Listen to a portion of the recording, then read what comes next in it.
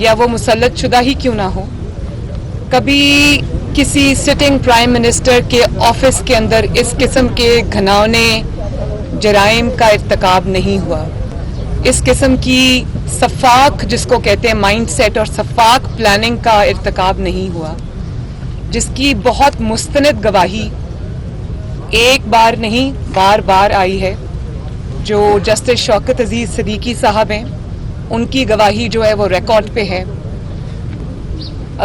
अल्लाह ताला मग़फ़िरत करे अरशद मलिक साहब की, उनकी गवाही रिकॉर्ड पे है। और अब जो बहुत सीरियस और मेरा ख्याल है कि जो इल्ज़ामात अब लगे हैं, जो बशीर मेमन साहब की गवाही कल आई है, मैंने कभी पाकिस्तान की तारीख़ में ऐसा नहीं सुना। ये तो अब लोगों को समझ आ गई है कि सिसिलियन माफियाज क्या होते हैं। ये तो माफियाज के जो डॉन्स होते हैं या जो गैंग्स के सरबराह होते हैं, कभी उन्होंने इस किस्म की हरकतें नहीं की जो प्राइम मिनिस्टर्स ऑफिस को इस्तेमाल करके हो रही हैं। और आप इदारों के सरबराहों को बुलाकर उनको आप ये कह रहे हैं कि नवाज शरीफ के खिलाफ ये मुकदमा करो, उसको गिरफ्तार करो, मरियम नवाज के खिलाफ ये मुकदमा करो, राना सनाउल्लाह के खिलाफ ये मुकदमा बनाओ, और अभी तुम गिरफ्तार कर लो सबको, मुकदमा क्या बनाना है ये हम बाद में देखेंगे। ये कभी किसी मुहज़्ज़ब मुल्क में, मुहज़्ज़ब दुनिया में कभी किसी ने ये सुना? कभी इस किस्म की कोई चीज कभी किसी ने सुनी? ये तो अकल दंग रह जाती है इंसान की। और मैं ये बता दूं आपको कि मुझसे भी ज्यादा ये मसला पाकिस्तान के अवाम का है। नवाज शरीफ साहब से ज्यादा मुस्लिम लीग नून के लीडरान जो इंतकाम का निशाना बने, ये उससे भी ज्यादा मसला पाकिस्तान के अवाम का है। क्योंकि ये सब पॉलिटिकल इंजीनियरिंग करके, इदारों को इन्वॉल्व करके, उनके सरबराहों को अपने ऑफिस में, प्राइम मिनिस्टर्स ऑफिस में बुला के, डरा के, धमका के उनको ये कहा जाता है कि आप ये करो, और उसका नतीजा अवाम इमरान खान की नालायकी, नाअहली और क़यामत के तौर पे भुगतते हैं। इतनी सारी जो आपने पॉलिटिकल इंजीनियरिंग की है और अपने मुखालिफिन को चुन चुन के आपने निशाना बनाया है, उसका रिजल्ट क्या है? उसका रिजल्ट ये है कि पाकिस्तान पूरी दुनिया में बदनाम होके रह गया। उसका रिजल्ट ये है कि हर महाज पे आप एपिक फेलियर है। हर महाज पे आपको इतनी बड़ी नाकामी और नाअहली का सामना करना पड़ा है कि शायद पाकिस्तान के 73 साल में इस तरह की मिसाल नहीं मिलती। दुनिया में आपकी फ्लाइट्स बैन हो रही हैं, आपके पासपोर्ट्स जो है वो बैन हो रहे हैं, आप कहीं मुंह दिखाने के लायक नहीं है। पाकिस्तान में आपने अवाम के ऊपर महंगाई का अजाब आया हुआ है, लाकानूनियत का अजाब आया हुआ है, गवर्नेंस नाम की कोई चीज नहीं है। पाकिस्तान के शहर जो है वो कूड़े के ढेर बन गए हैं। और आपको सुबह उठते हैं और आपकी जो पूरे दिन की कारकर्दगी है वो क्या है? वो यही है कि ऑफिसेज में बुला के लोगों को ये कहना कि फलां को अंदर करो, फलां के खिलाफ मुकदमा बनाओ, नहीं भी बनता तो बुलाओ। और अरब मुल्क के सरबराहों के आप वो दे रहे हैं कि उधर तो वो इस तरह डाल दिया, अंदर तुम भी करो, तुम्हें क्या सोचने की जरूरत है?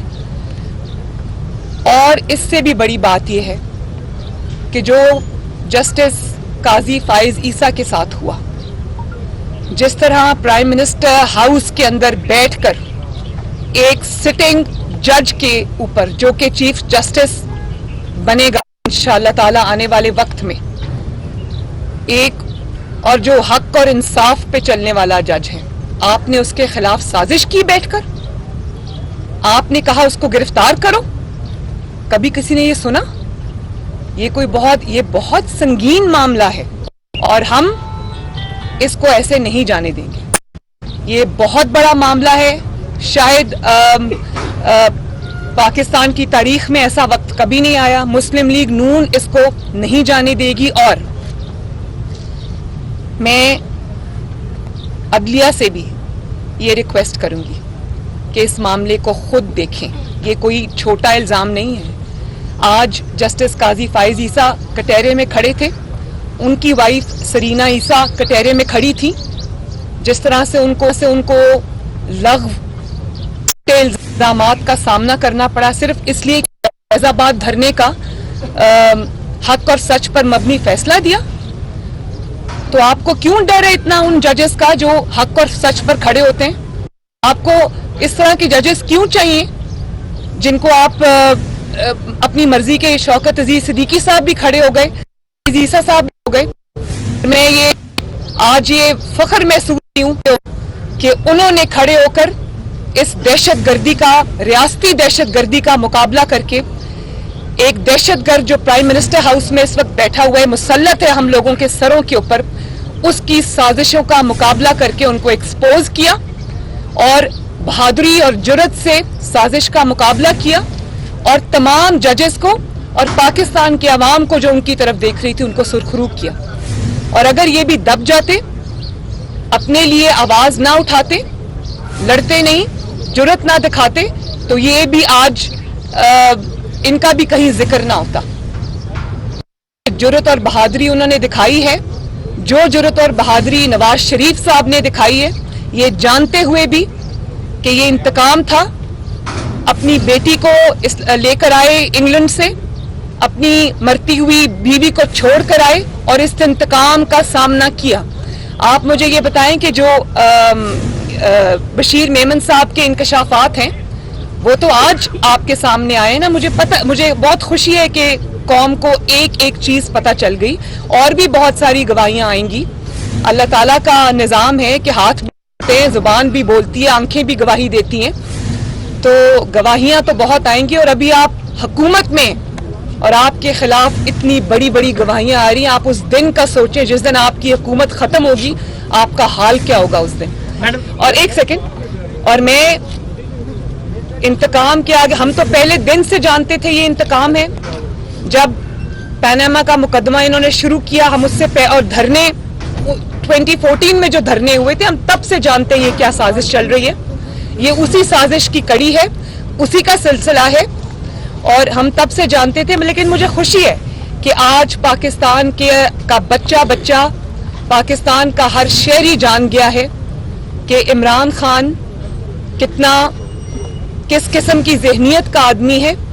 آپ کا ووٹ چوری کر کے آیا اور مسلط ہوا ہمارے سروں پر, اور اس کے بعد اس نے پرائم منسٹر ہاؤس جیسے جگہ کا, اپنے آفس کا اس قدر غلط استعمال کیا. تو یہ جواب ان کو دینا پڑے گا.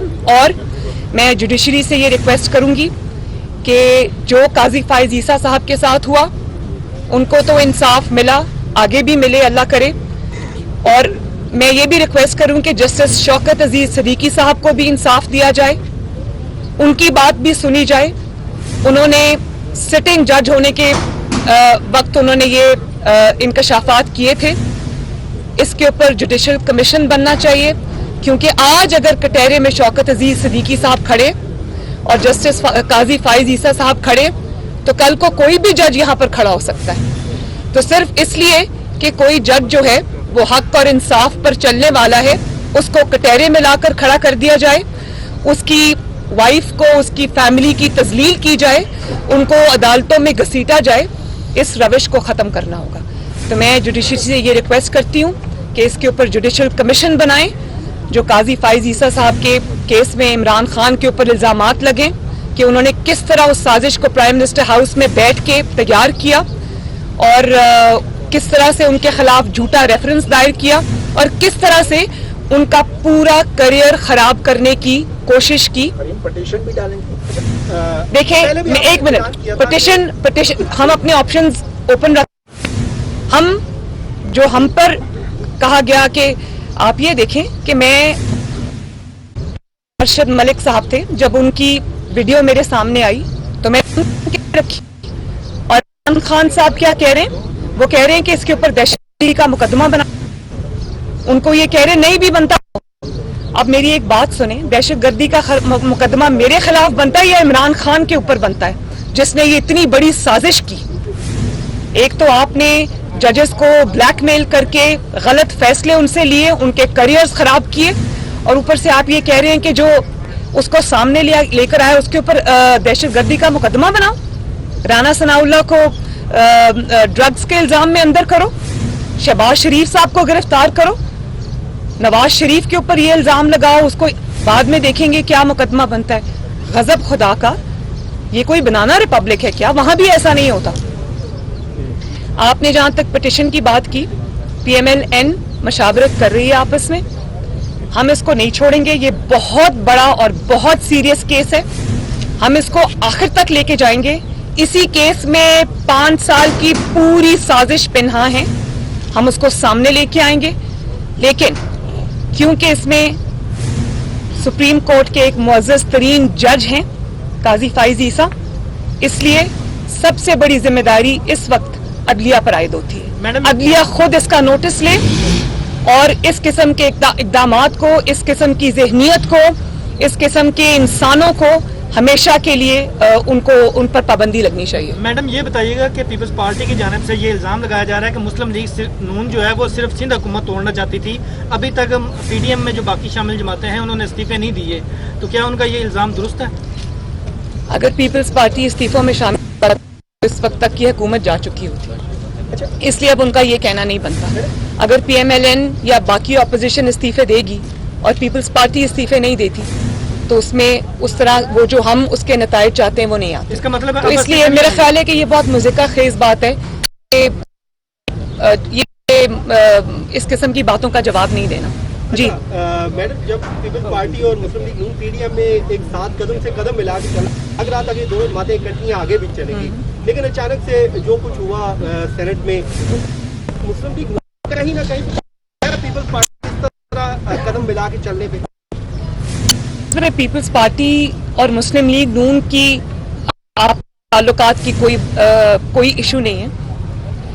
سیاسی جماعتیں ایک دوسرے کے ساتھ اختلافات کے باوجود بھی چلتی رہتی ہیں.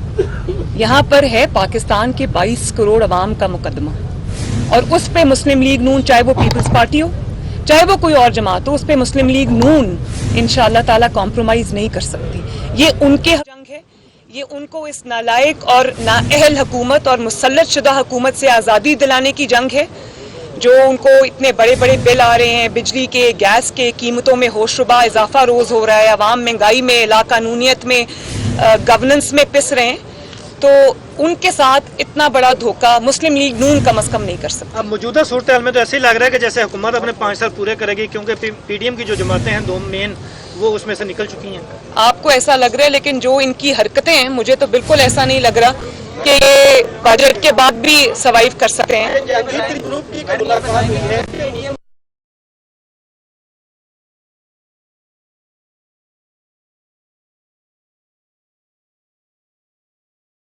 میں جواب کا دے چکی ہوں. ہاں جی, باجوہ صاحب ہے, ان کے احساسوں کے حوالے سے PDM کے پلیٹ فارم سے عدلیہ سے رجوع کیا جائے گا. آج آپ کہہ رہی ہیں کہ جو جسٹس قاضی فائز صاحب کا معاملہ ہے, بشیر ممن صاحب کے جو انکشافات ہیں, اس کو بھی آپ جو ہے عدلیہ نہیں چھوڑیں گے, تو اس معاملے پر بھی آصم سلیم باجوہ کے معاملے پر آپ نے عدالت سے رجوع نہیں کیا, PDM نے رجوع نہیں کیا. کیا اس معاملے پر جو آپ کہہ رہی ہیں اپنے لفظوں کا پاس رکھیں گے, عدلیہ سے رجوع کریں گے؟ میں ہر بات میں جو اکاؤنٹیبلٹی کا نیریٹو ہے, چاہے وہ میں کسی جماعت کی بات نہیں کری, پورے پاکستان میں وہ تب تک انکمپلیٹ رہتا ہے, نامکمل رہتا ہے, جب تک آصم سلیم باجوہ, جس کے اوپر اربوں کی کرپشن کا الزام ہے, ان کا معاملہ کورٹ میں نہیں آتا. وہ کورٹ میں اپنے شواہد یا اپنی بے گناہی ثابت نہیں کرتے, اور کورٹ سے اگر وہ بھاگتے رہتے ہیں تو پاکستان میں کسی کی اکاؤنٹیبلٹی کریڈیبل نہیں ہے. اور جہاں میں تو وہ مقدمہ ابھی بھی لڑوں گی, میں نے قاضی فائز عیسیٰ کا بھی لڑا, شوکت عزیز صدیقی صاحب کا بھی لڑا, تب جب میڈیا بات کرنے کی میڈیا کو اجازت نہیں تھی. لیکن کیا آپ میرا یہ جواب چلا سکتے اپنے میڈیا کے اوپر؟ پہلے تو آپ مجھے اس بات کی جواب دیں. وہیں سے آصم سلیم باجوہ جیسے لوگوں کو شے ملتی ہے, کیونکہ وہ میڈیا کو کنٹرول کرتے ہیں. میڈیا ان کا نام نہیں لے سکتا, بیپ بیپ بیپ ہونا شروع ہو جاتی ہے جب آپ ان کا نام لیتے ہیں. آپ مجھ سے یہ سوال نہیں کر سکتے. ہم نے اپنی جان مشکل میں ڈال کر اس کے سارے کانسیکوینسز برداشت کر کے ہم آج بھی اپنی بات پر قائم ہیں, لیکن آپ یہ میرا جواب نہیں چلا سکتے. جب آصم سلیم باجوہ صاحب کا نام آئے گا تو آپ بیپ کریں گے اس کو. جب تک میڈیا اس چیز پہ سٹینڈ نہیں لیتا.